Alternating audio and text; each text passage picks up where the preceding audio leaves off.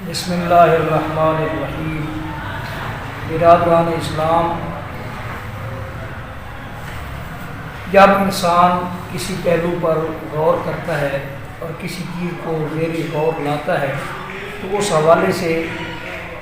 کئی ایک سوالات اس کے سامنے کھڑے ہوتے ہیں۔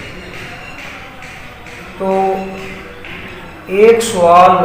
جو سلسلہ تبلیغ ہے دین کا، اسلام کا اور شریعت کا، اس سلسلے میں ہمارے سامنے یہ کھڑا ہوتا ہے کہ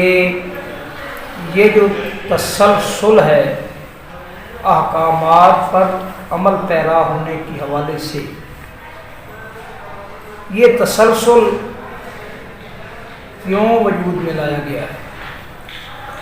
مثلا اللہ تبارک و تعالی توحید و رسالت کی شہادت سب سے پہلے جو لوگ اسلام کے دائرہ میں داخل ہونا چاہتے ہیں اور حلقہ بگوشان اسلام ہونا چاہتے ہیں، ان کے لیے توحید و رسالت کی گواہی جو ہے وہ از حد لازمی ہے۔ اور پھر اس کے بعد انہوں نے ہاتھ پر ہاتھ دھر کر بیٹھنا نہیں ہے، پھر انہوں نے باقی ماندہ تمام احکامات بجا لانے ہیں۔ انہوں نے دن میں 5 نمازیں پڑھنی ہوتی ہیں، جب رمضان المبارک کا مہینہ آئے تو روزے رکھنے ہوتے ہیں، اگر مال نصاب کو پہنچ جائے تو پھر حج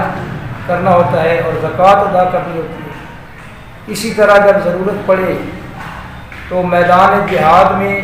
اپنا تن من دھن لے کر اللہ وحدہ لا شریک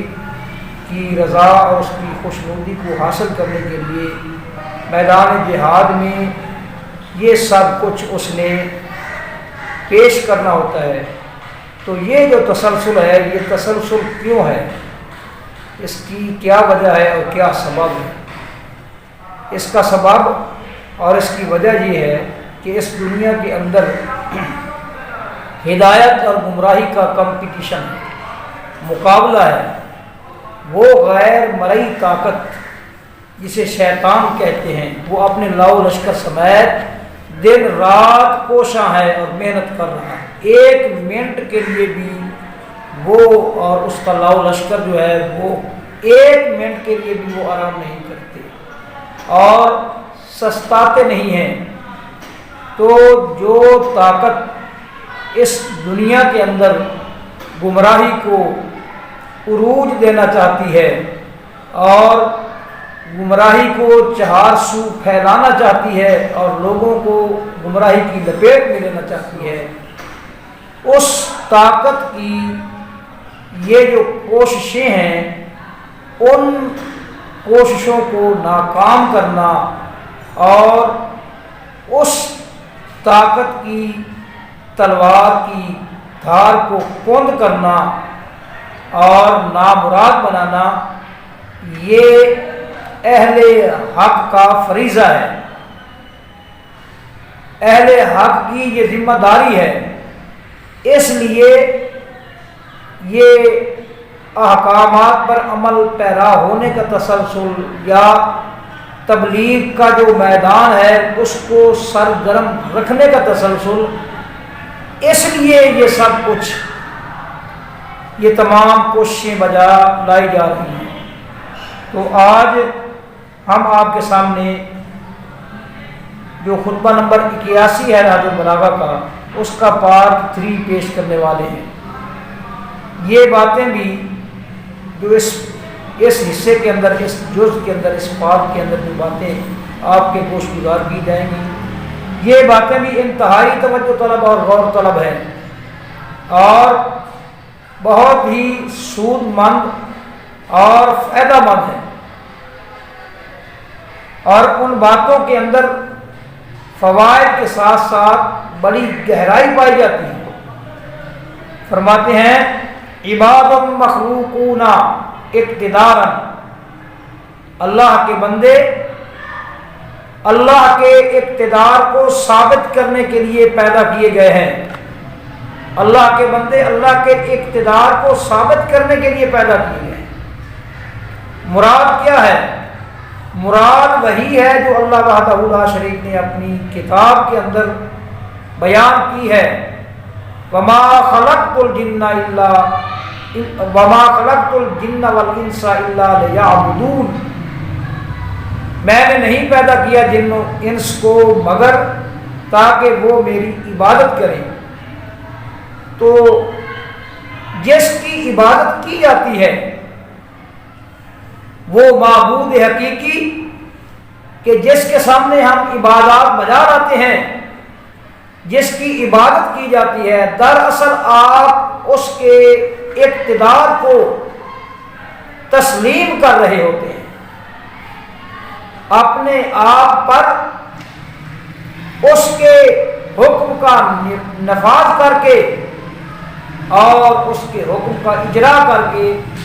آپ یہ ثابت کر رہے ہوتے ہیں کہ ہم اس معبود حقیقی کے بندے ہیں، اور ایسے بندے ہیں جو زبانی کلامی دعووں کے اوپر ساتھ نہیں کرتے، انحصار نہیں کرتے، بلکہ ہم عملی طور پر ثابت کرتے ہیں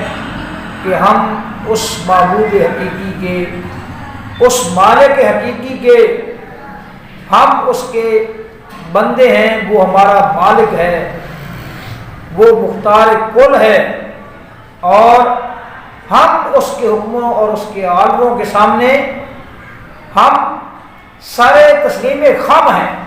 بندے اس کے اقتدار کو ثابت کرنے کے لیے پیدا کیے گئے ہیں۔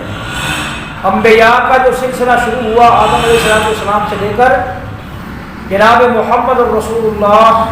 صلی اللہ تعالی علیہ وسلم تک، یہ سارے کا سارا سلسلہ جو ہے یہ اللہ وحدہ لا شریک کا جو اقتدار ہے، اس کا جو تفوق ہے، اس کی جو برتری ہے مخلوقات ارضی اور سماوی پر، اس برتری کو ثابت کرنے کے لیے، اس کی توحید کا ڈنکا بجانے کے لیے، اس کی وحدانیت ہمارے ذہنوں میں اور ہمارے قلوب میں راسخ کرنے کے لیے تمام انبیاء جو اس کائنات میں تشریف لے کر آئے، ان کی آمد کا یہی مقصد تھا۔ فرمایا وَمَرْغُوبُونَ اِخْتِصَارًا، جن کی تربیت غلبہ اور تسلط میں کی گئی ہے۔ اس غلبہ اور تسلط سے یہ کوئی نہ سمجھ لے کہ انسان کو اللہ تبارک و تعالیٰ نے مجبور محض پیدا کیا ہے، نہیں، اس غلبہ و تسلط سے یہ مراد نہیں ہے۔ فکری طور پر اس انسان کو اللہ نے آزاد پیدا کیا ہے، اور اس کے سامنے دو راستے رکھے ہیں، ان دونوں میں سے جو چاہے وہ راستہ اختیار کر سکتا ہے۔ اس غلبہ اور تسلط کا مقصد یہ ہے کہ اللہ تبارک و تعالیٰ نے اس کائنات میں جو نظام متعارف کرایا ہے، جس نظام کے اندر انسان اپنی زندگی کے لمحات پورے کر رہے ہیں، تو اس نظام کے اندر اللہ وحدہ لا شریک نے جو انسان یا دیگر جو مخلوقیں ہیں، ان مخلوقوں کے لیے بھی اللہ تبارک و تعالیٰ نے یہی انتظام و انصرام کیا ہے۔ اللہ تعالیٰ نے انسان کی زندگی کی جو گزران ہے اور اس کی جو رفتار ہے، اس رفتار کو آگے بڑھانے کے لیے جو اس نے نظام ترتیب دیا ہے، یہ انسان اس نظام کے ماتحت ہے۔ جو اس زمانے کے اندر حوادث ہیں، وہ حوادث ان حوادث سے متاثر ہونے والا ہے انسان۔ جب یہ پیدا ہوتا ہے تو بچپنا، اس کی اس زندگی کے اس حصے کو بچپنا کہتے ہیں، مگر یہ بچپنا ہمیشہ اس کے ساتھ نہیں رہے گا، پھر اس پر ایک اور دور آئے گا، لڑک پن کا، پھر جوانی کا، پھر بڑھاپے کا۔ یہ اللہ تبارک و تعالیٰ نے اپنے نظام کے اندر جو اللہ تبارک و تعالیٰ نے کلیہ ترتیب دیے ہیں ان کے مطابق انسانوں نے اپنی زندگی کو گزارنا ہے۔ کوئی اپنے بچپن کو روک نہیں سکتا، کوئی اپنی جوانی کو ہمیشہ جوانی کی صورت میں روک نہیں سکتا، بلکہ آگے بڑھتا ہے، جوانی کے بعد آگے بڑھاپے کی طرف لڑکتا ہے۔ تو یہ مقصد ہے مقبوضون اعتذارا، اور اللہ کے سامنے پیش کرنے کے لیے ان کو فوت کیا جاتا ہے۔ وَمُزَمَّنُونَ اجداسا، اور فوت کرنے کے بعد ان کو قبروں کے سپرد کیا جاتا ہے، قبروں سے ملایا جاتا ہے۔ یہ مراحل، یہ تمام کے تمام مراحل ان لوگوں نے، انسانوں نے یہ مراحل گزارنے ہیں، ان مراحل سے گزرنا ہے۔ اور فرمایا وَقَائِلُونَ رُفَاتًا، اور پھر انہوں نے ریزہ ریزہ ہونا ہے، چورا چورا ہونا ہے، قبر کے اندر، قبروں کے اندر چورا چورا ہونا ہے، ریزہ ریزہ ہونا ہے۔ وَمَبْعُوثُونَ أَفْرَادًا، پھر وہاں ہمیشہ نہیں رہنا، قبروں کے اندر یہ ایک وقفہ ہے، جو وقفہ انہوں نے وہاں گزارنا ہے وہ اللہ کے علم میں ہے کہ وہ کتنا وقفہ ہے۔ اس وقفے کو، اس پیریڈ کو پورا کرنے کے بعد پھر لوگوں نے مبعوثون افرادا، الگ الگ اکیلے اکیلے ہو کر اٹھایا جانا ہے۔ دنیا کے اندر بے شمار ایسے لوگ پیدا ہوئے اور ایسے مکاتب فکر وجود میں آئے جنہوں نے معاد کا، آخرت کا، دوبارہ جی اٹھنے کا انکار کیا۔ قرآن پاک کے اندر بھی اس بات کا ذکر ہے کہ ایسے لوگ اس دور میں بھی موجود تھے، اس سے پہلے ادوار میں بھی موجود تھے، اب اس دور میں بھی بے شمار ایسے لوگ موجود ہیں جن کا یہ نظریہ ہے کہ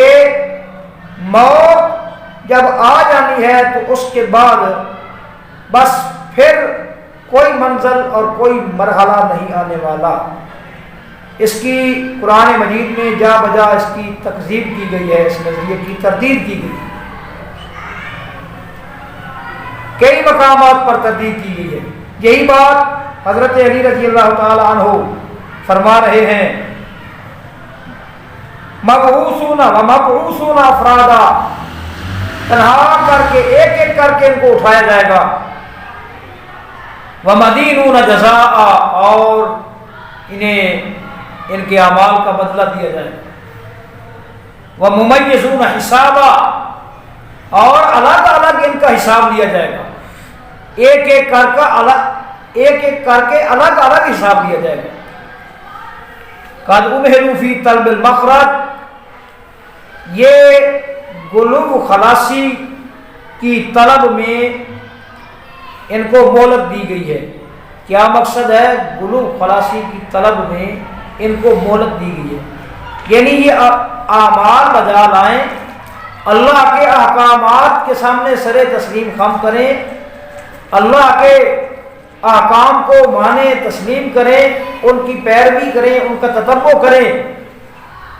اور ان اعمال کے ذریعے یہ قیامت والے دن اپنی غلو و خلاصی، قیامت والے دن روز محشر انہیں ان اعمال کے بدلے میں غلو و خلاصی حاصل ہو، اللہ کے عذاب سے اپنے آپ کو بچا لے۔ فَمَنْ زُحْزِحَ عَنِ النَّارِ وَأُدْخِلَ الْجَنَّةَ فَقَدْ فَازَ، یہاں شریعت کے اندر کامیابی کا جو مدار ہے، مدار ہی یہی ہے کہ جو جہنم سے بچا لیا گیا اور جنت میں داخل کر دیا گیا تو وہ بندہ کامیاب ہوئی، اسی لیے ان کو یہ مہلت دی گئی ہے۔ وَهُدُوا سَبِيلَ الْمَنْهَجِ، اور ان کی صراط مستقیم کی طرف رہنمائی کر دی گئی ہے۔ وَأُمِّرُوا مَعَ الْمُسْتَعْتِبِ، اور اللہ تبارک و تعالیٰ کی جو رضا اور خوشنودی ہے، اس رضا اور خوشنودی کے لحاظ سے بھی ان کو یہاں دنیا میں آباد کر کے انہیں مہلت دی گئی ہے تاکہ وہ اللہ کی رضا کو حاصل کریں، اپنا جامہ چھڑا لیں قیامت والے دن، اور قیامت والے دن ان کو اللہ کی رضا حاصل ہو جائے۔ حدیث میں آتا ہے کہ اللہ تبارک و تعالی جنتیوں کو مخاطب کر کے فرمائیں گے کہ کہ اب مزید تمہیں کس چیز کی ضرورت ہے؟ تو جنتوں کے اندر جو جنت کے اندر جو نعمتیں ہونی ہیں، سونے اور چاندی کے محلات، دودھ اور شہد کی نہریں، وَلَكُمْ فِيهَا مَا تَشْتَهُونَ، اللہ نے فرمایا جو کچھ تم چاہو گے وہ ہوگا۔ تو اس کے بعد جنتی کہیں گے یا اللہ اب ہمیں یہاں مزید کس چیز کی ضرورت ہے؟ اب ضرورت تو رہی نہیں کسی چیز کی۔ تو اللہ تبارک و تعالیٰ پھر ان سے سوال کریں، وہ پھر وہی یہی جواب دیں گے، اور اللہ تعالیٰ پھر وہی سوال کریں گے، حتیٰ کہ اللہ تبارک و تعالیٰ فرمائیں گے کہ اے میرے بندو میں آج کے بعد تم پر راضی ہو گیا، میں تم پر راضی ہو گیا، اور آج کے بعد میں تمہارے اوپر کبھی ناراض نہ ہوں گا۔ اللہ کے نبی صلی اللہ علیہ وسلم نے فرمایا دنیا جنت کے اندر سب سے بڑی نعمت جو ہے جنتیوں کے لیے یہی ہوگی کہ اللہ تبارک و تعالیٰ راضی ہونے کا اعلان فرمائیں گے اور پھر ان پر کبھی ناراض نہیں ہوں گے۔ تو حضرت علی رضی اللہ تعالیٰ عنہ فرماتے ہیں اللہ کی رضا اور خوشنودی کو حاصل کرنے کے لیے بھی ان کو آباد کیا گیا ہے اور مہلت دی گئی ہے۔ وَكُشِفَتْ عَنْهُمْ صُدَفُ الرَّيْبِ، اور ان سے شک کی جو تاریکیاں ہیں وہ دور کر دی گئی ہیں، جن پر اللہ تبارک و تعالیٰ کا کرم ہوا، اس کا فضل ہوا، اور جن کے توحید میں، جن کے دل میں توحید کے دیپ جو ہیں وہ فیروزہ ہوئے، روشن ہوئے، پھر ان کے دلوں کے اندر اور دماغوں کے اندر کبھی کسی قیمت پر ریب، شک اور شبہ کی کوئی شک اور شبہ کی کوئی تاریکی داخل نہیں ہو سکتی۔ ان کے دلوں کو شک اور شبہ کی تاریکیوں سے، شک اور شبہ کی تاریکیوں کو ان کے دلوں سے دور کر دیا گیا ہے، اور فرمایا وَخُلُّ الْمِزْمَارَ الْجِيَابَ، اور وہ چھوڑ دیے گئے ہیں۔ المزمار الجیاد کا لفظی معنی ہے جس طرح اصیل گھوڑوں کو میدان میں چھوڑ دیا جاتا ہے، میدان میں اصیل گھوڑوں کے چھوڑ دینے کی طرح ان کو بھی اس دنیا کے مزمار میں، اس میدان میں چھوڑ دیا گیا ہے۔ لیکن مقصد کیا ہے؟ مقصد یہ ہے کہ اس دنیا کے میدان کے اندر آخرت کی طرف سبقت کرنے کے لیے، آخرت کی طرف دوڑ دھوپ کرنے کے لیے ان کو اس دنیا کے مزمار میں چھوڑ دیا گیا ہے۔ وراویت الارتیاد، اور یہ جو آمد و رفت کا سلسلہ ہے، یہ آمد و رفت کا سلسلہ کوئی آ رہا ہے کوئی جا رہا ہے، یہ بھی یہاں جاری کیا ہے اللہ وحدہ لا شریک نے۔ اور فرمایا وَعَنَاتِ الْمُقْتَصِبِ الْمُرْتَابِ فِي مُدَّةِ الْعَجَلِ، وقت مقررہ کے اندر جو دوبارہ وقت مقررہ کے اندر لوٹنا، وقت مقررہ کے اندر جو تمکنت اور وقار، تمکنت اور وقار وقت مقررہ کے اندر لوٹ کر حاصل کرنے کے لیے، تمکنت کو اور وقار کو دوبارہ یعنی کہ حاصل کرنے کے لیے، لوٹ کر حاصل کرنے کے لیے، مدت مقررہ میں حاصل کرنے کے لیے اللہ تبارک و تعالیٰ نے یہ نظام زندگی چلایا ہے۔ یعنی کہ ایک مرتبہ تو جب انسان پر موت طاری ہوتی ہے تو تمکنت جو ہے خاص طور پر وہ رخصت ہو جاتی ہے۔ موت تو جس کو لاحق ہوتی ہے اس کو ایک دم عاجز بنا کر رکھ دیتی ہے، اور وہ تمکنت اور وقار کے اور روب کے اور دبدبے کے سارے سلسلے جو ہیں وہ چلے جاتے ہیں۔ لیکن پھر اللہ تبارک و تعالیٰ نے جب لوگوں کو جنت میں جا کر بسانا ہے تو پھر تمکنت اور وقار ان کو دوبارہ وہاں حاصل ہونا ہے۔ اس طرف وہ اشارہ فرما رہے ہیں۔ اور فرمایا وَمُضْطَرَبِ الْمَحْلِ، اور یہ جو مہلتیں اللہ تبارک و تعالیٰ نے دی ہیں، ان مہلتوں کے اندر جو اضطرابیاں ہیں، ان اضطرابیوں کا سامنا کرنے کے لیے اللہ نے ان کو دنیا میں آباد کیا ہے لوگوں کو. یعنی جو مہلت میں اللہ نے دی ہے وہ اضطرابیوں سے، وہ مشکلات سے، وہ پریشانیوں سے خالی نہیں ہے. ابھی بہت کچھ اس دنیا کے اندر بھی تم نے پریشانیاں اٹھانی ہیں، لیکن اگر اس طرح ہو کہ تم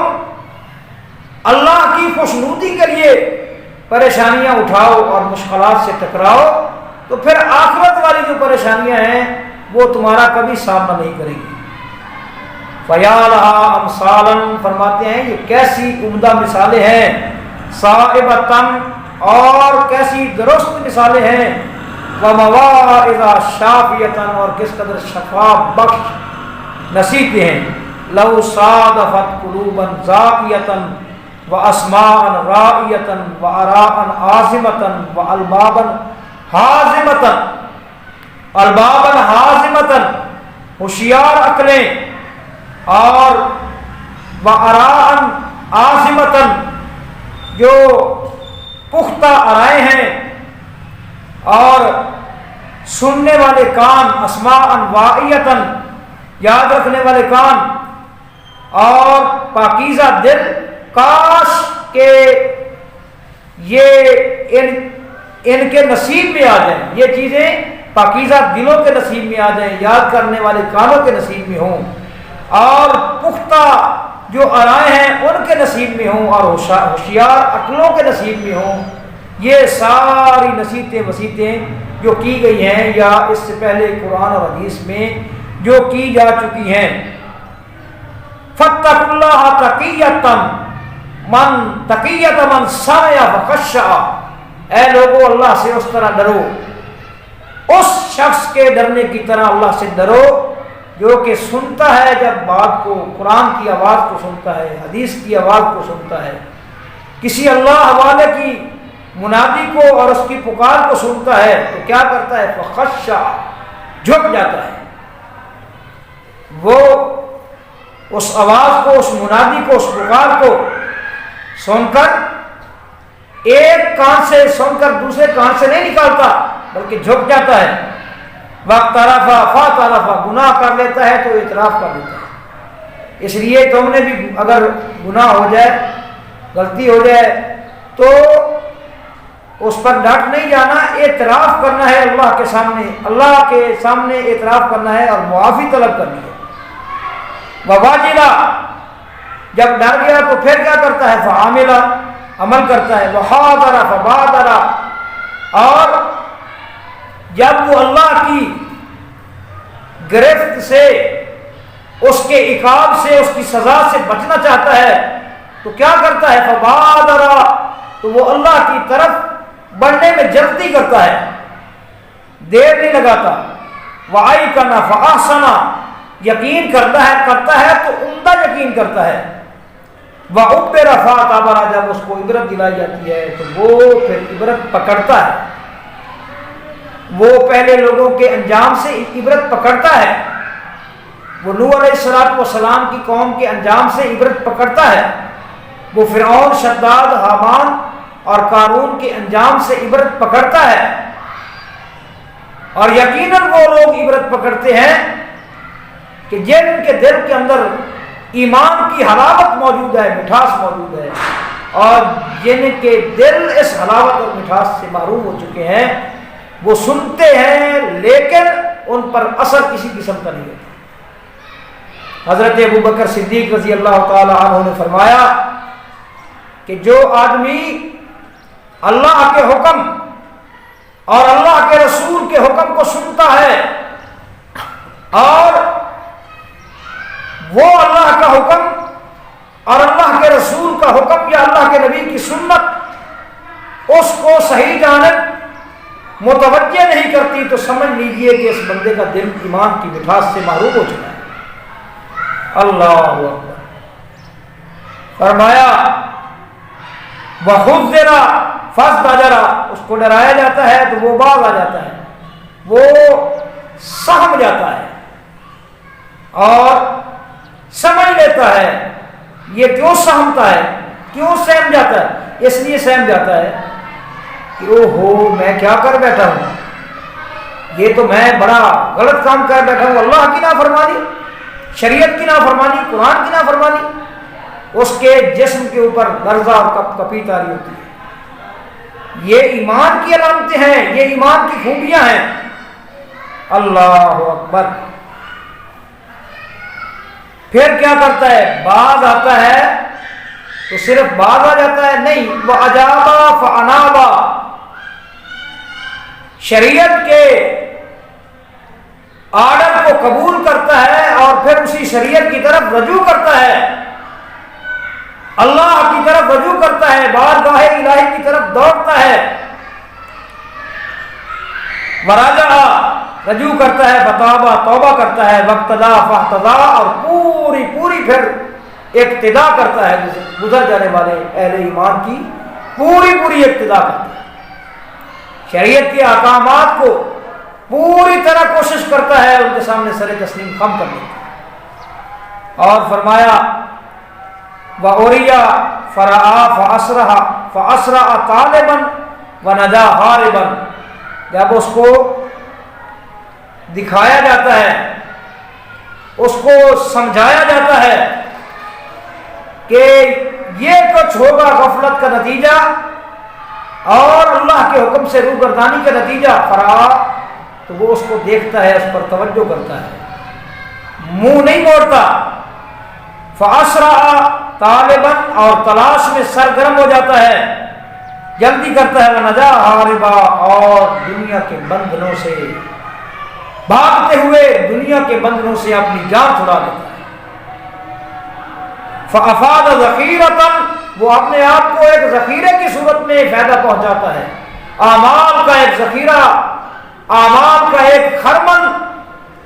وہ اپنے لیے تیار کرتا ہے